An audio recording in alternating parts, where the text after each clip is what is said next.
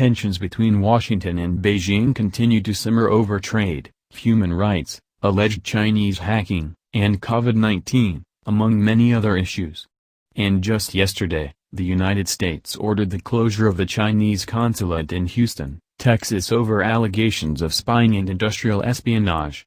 Another long-standing flashpoint between the two major powers has been the South China Sea, where China unlawfully claims sovereignty over waters that several Southeast Asian states consider their own. Earlier this month, Secretary of State Mike Pompeo issued a full-throated rejection of Beijing's policy in the region and reiterated that refrain in a speech today. USIP's Brian Harding and Vikram Singh discuss what you need to know about escalating tensions over the South China Sea. Based on what Beijing calls historic rights, China claims vast swaths of the South China Sea, including waters and features also claimed by the Philippines, Vietnam, Malaysia, and Brunei.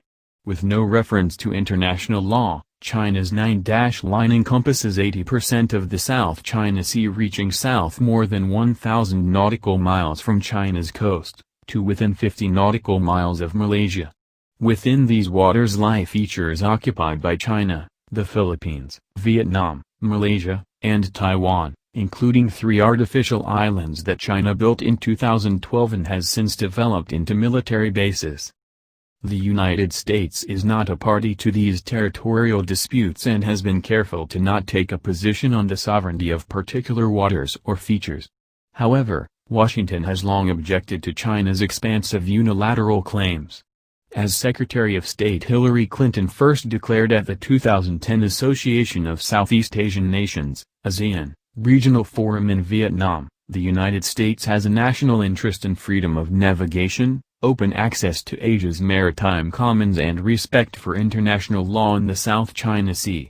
This has remained U.S. policy since, and the U.S. Navy regularly conducts freedom of navigation operations to challenge specific maritime claims and to demonstrate that the United States will sail, fly, and operate wherever international law allows, as repeated Secretaries of Defense have asserted, most recently Secretary Esper on July 21. The U.S. Navy has also recently ramped up the pace of deployments on what the United States considers to be the high seas in the South China Sea, including 2 major shows of force this month by 2 U.S. aircraft carriers conducting dual-carrier operations. Secretary Pompeo on July 13 issued a statement that declared China's maritime claims in the South China Sea to be unlawful, a forthright declaration of what has long been the thrust of U.S. policy. The statement also called out Beijing for using intimidation to undermine the sovereign rights of Southeast Asian coastal states and declared that the world will not allow Beijing to treat the South China Sea as its maritime empire. The statement was released on the 4th anniversary of a landmark 2016 arbitral tribunal decision under the UN Convention of the Law of the Sea that determined that China's claims to historic rights has no basis under international law, meaning that the 9-dash line has no legal merit. The tribunal also ruled that no islands exist in the South China Sea, only features, meaning no rock or reef is accompanied by a 200-mile exclusive economic zone under international law. It also clarified that underwater features cannot be claimed at all, including Mischief Reef, where China has built an artificial island with a military base. China rejected the tribunal's decisions outright. Pompeo's statement articulates the practical implications of these determinations as it relates to various features in the South China Sea occupied by Vietnam, the Philippines, and Malaysia, where China routinely harasses fishing vessels and hydrocarbon exploration on the basis of its unlawful claims. In the week following Pompeo's statement, U.S. embassies in Southeast Asia have issued a flurry of statements and op-eds on these themes, with Assistant Secretary of State for East Asia and Pacific Affairs David Stilwell and Secretary of Defense Mark Esper also making prominent remarks on the subject. Southeast Asian countries largely support the content of Secretary Pompeo's statement that the United States views China's claims in the South China Sea as unlawful. In particular, Vietnam and the Philippines, the 2 Southeast Asian countries with the most significant overlapping claims with China, should see this as strengthening their hands.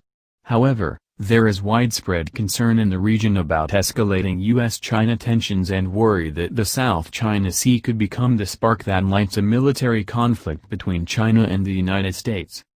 While the countries in the region hold deep concerns over the security implications of China's rising influence and oppose China's militarization of the South China Sea, they also worry that the United States is ratcheting up tensions with China in ways that could be destabilizing.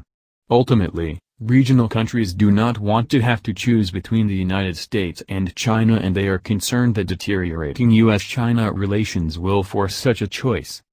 The South China Sea dispute is central to regional and international friction with China, including between China and the United States. Most Asian powers agree with the U.S. framework of a free and open Indo-Pacific based on rules, norms, and international law.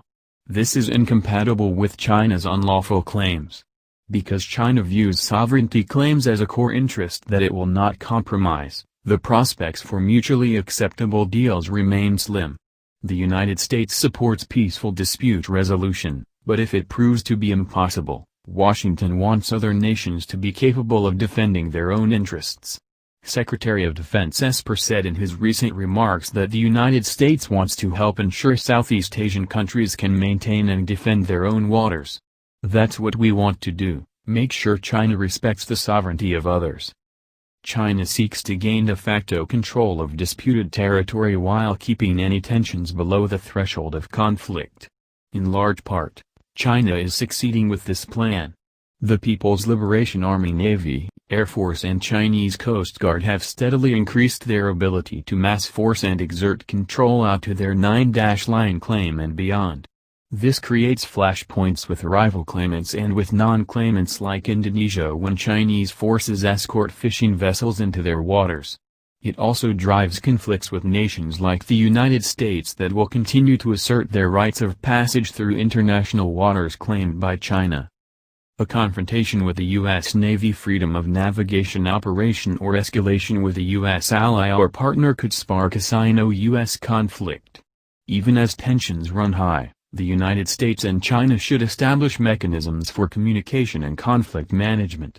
These could include protocols for communication between deployed air and naval forces to ensure de-escalation and disengagement, hotlines between military commands, and a recommitment by China to follow the Code for Unplanned Encounters at Sea, CUES, as agreed in 2014.